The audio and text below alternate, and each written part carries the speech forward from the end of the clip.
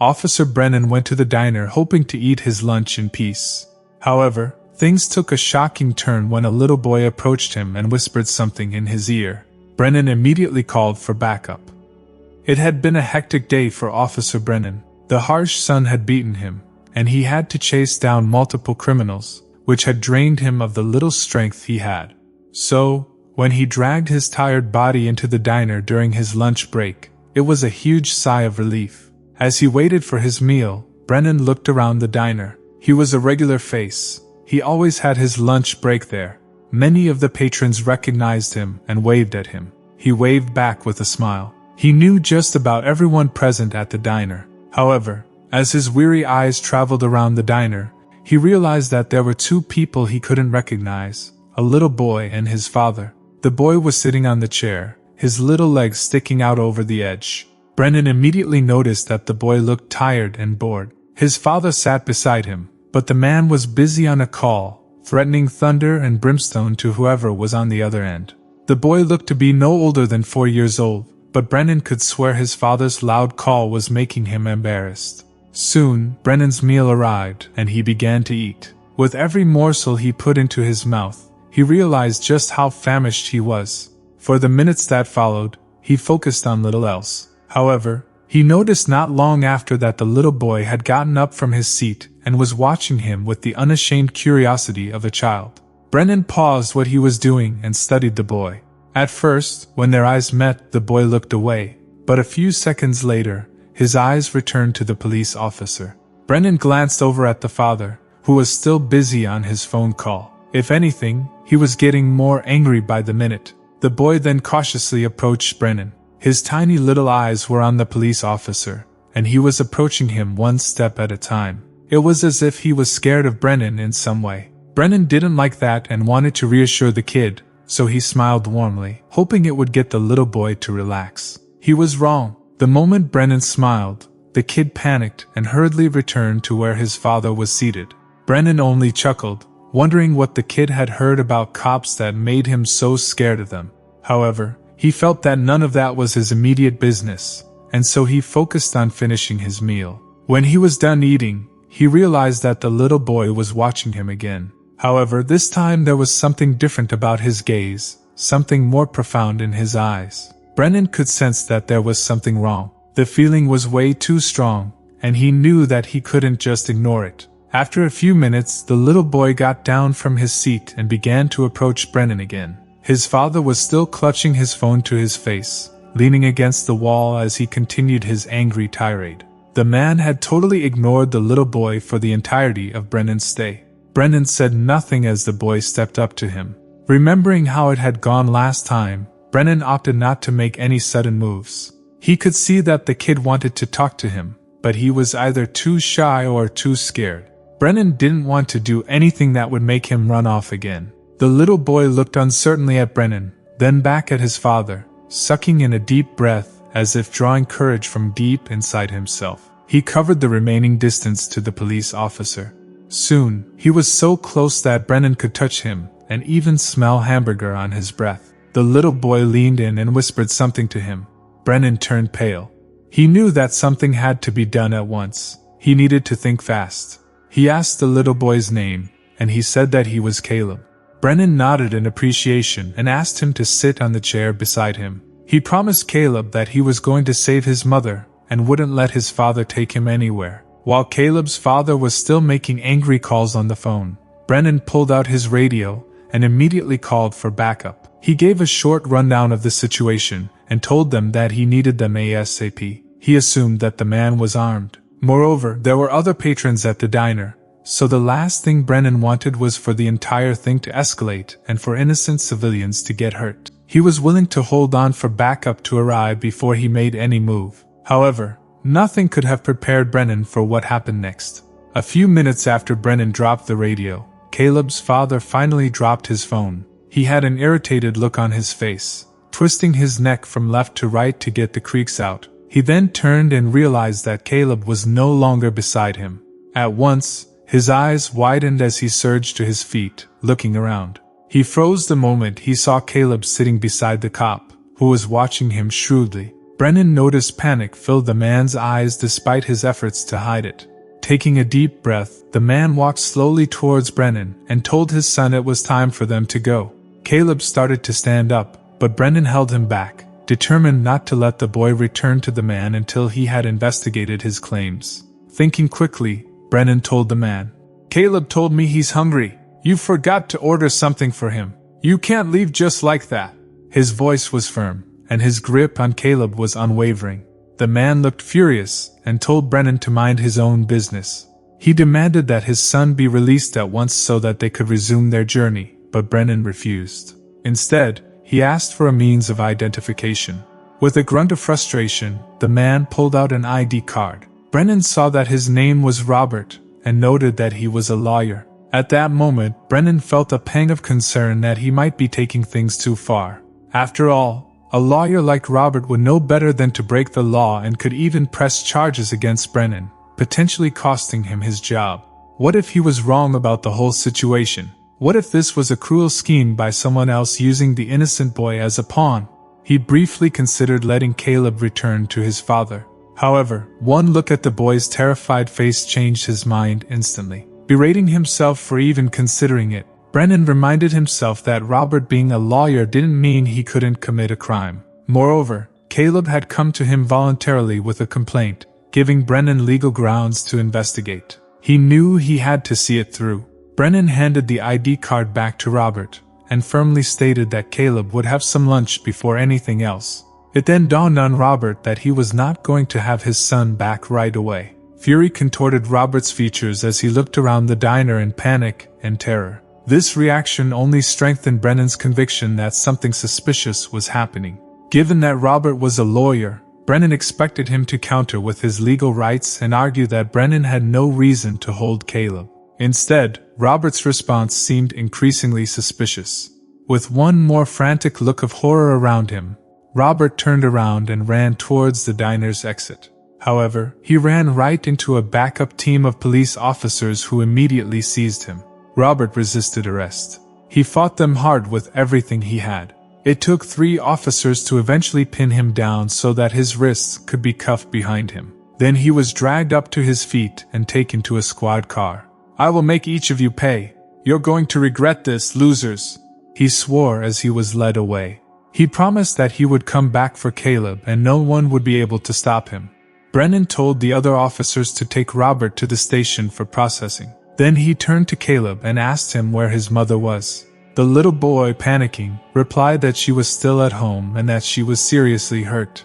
Brennan knew that time was of the essence. If she was already bleeding, she could have lost a lot of blood.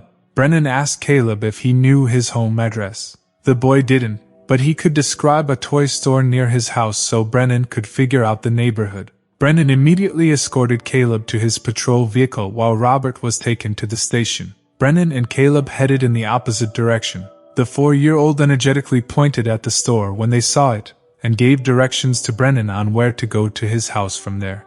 It was only a short drive away. Eventually, they arrived at a small house at the end of the street. Brennan instructed Caleb to stay in the car, which he locked. He then swiftly drew his firearm and held it ready as he briskly approached the house. The door swung open with ease, a clear sign Robert hadn't secured it upon leaving. Bursting into the living room, Brennan immediately spotted Caleb's mom lying on the floor. The carpet was stained red. The woman weakly managed to get out before closing her pale, teary eyes. Brennan quickly pulled out his radio and urgently called for an ambulance, providing the address. Once finished, he knelt beside the woman and began administering first aid, working to staunch the bleeding.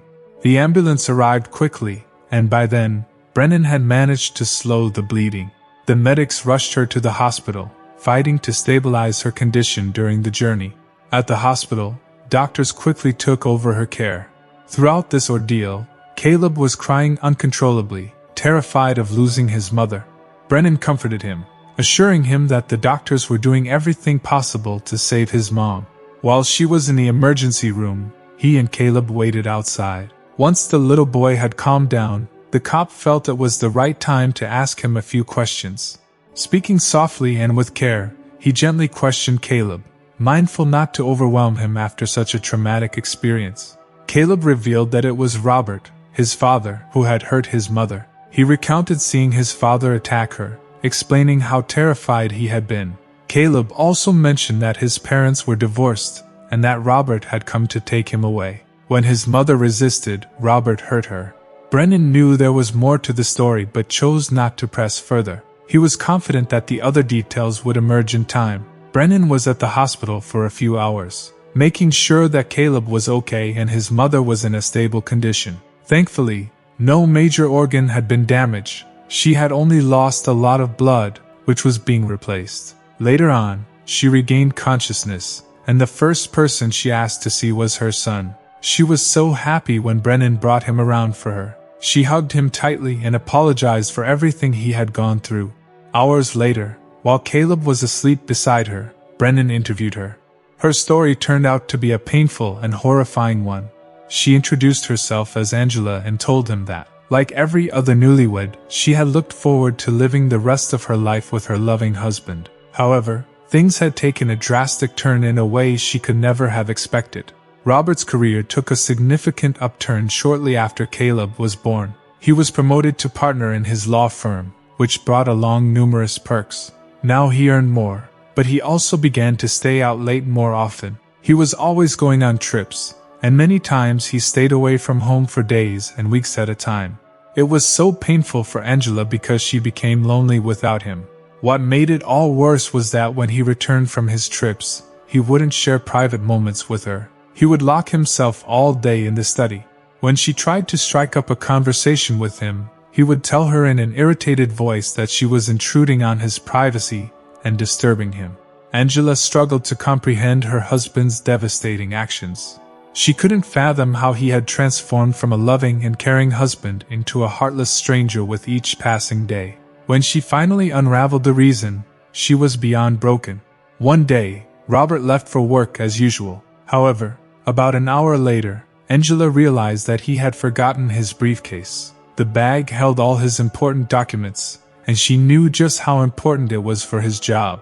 She decided to take it to him because she was sure that he was already looking for it. She tried to call him to inform him of her coming, but her call went straight to voicemail. So she picked up the briefcase and went to his firm. However, she got the shock of her life when she got there and couldn't find him. His office was empty, and even his secretary was nowhere to be found. She cornered the woman cleaning the office, but the woman refused to speak. Not until Angela bribed her with some money did she reveal that Robert was actually on leave. She said that he had not been to work for over a week. This came as a huge shock to Angela because Robert had never told her that he was on leave. He had been waking up every day and going to work, deceiving and lying to her. It was too fishy. She promised then to get to the bottom of the matter. She hired a private investigator to track down Robert and find out what he was doing. The investigation took a month, and when the PI returned, he came with lots of pictures and video evidence of Robert cheating on her with his secretary. She saw photos of them having fun at luxurious restaurants and five-star hotels. They even went on exotic cruises in the Bahamas. These were all things that he had never done with her. When Robert returned home that night, she threw the photos at him in anger. He tried to gaslight her by making her think it was all her fault that he was cheating. However, she didn't fall for it. She told him that she was done with him, and she was divorcing him. "Divorce? You can't divorce me. You're not leaving me. I won't allow you to," he yelled. Angela told him that he couldn't stop her or change her mind. She was leaving the marriage with their son.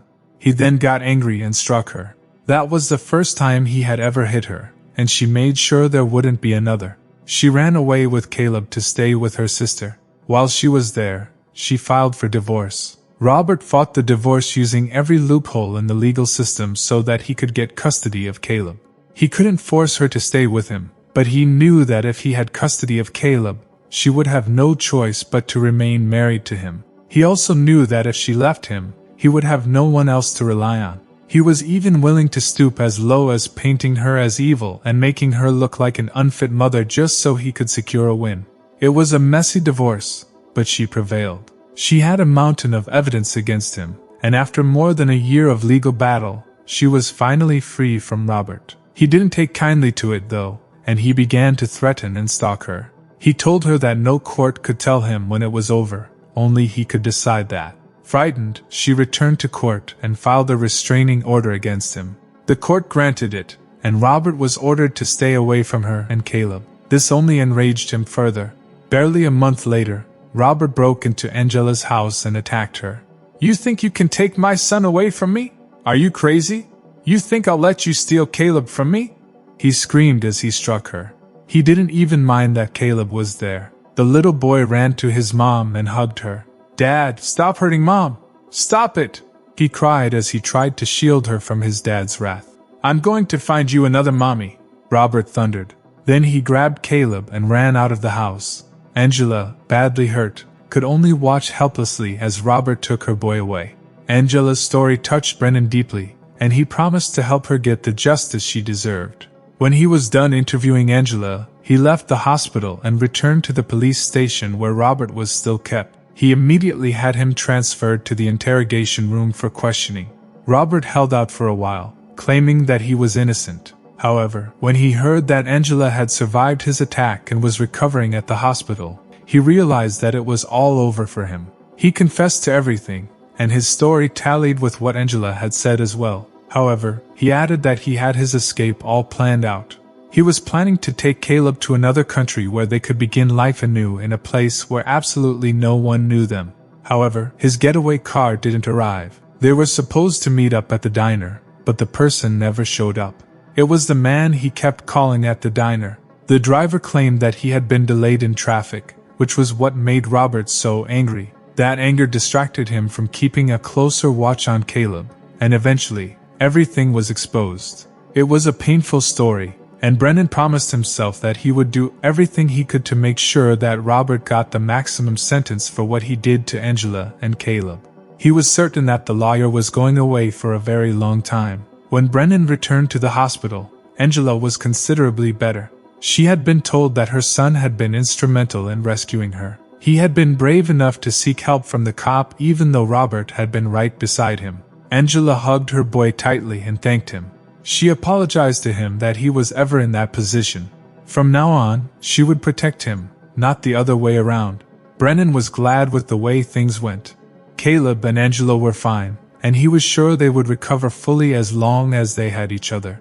The day Robert was sentenced to prison, both Brennan and Angela were in attendance. They watched as he was led away from the dock by the officers. When he was taken into the vehicle that would take him back to prison, he wept. It was a deserving end to the monster that he was. What a touching story. Who would have thought Robert would go to such lengths? What would you have done in Brennan's shoes? Let me know in the comments. Be sure to hit the like and subscribe button. Thanks, and see you in the next video.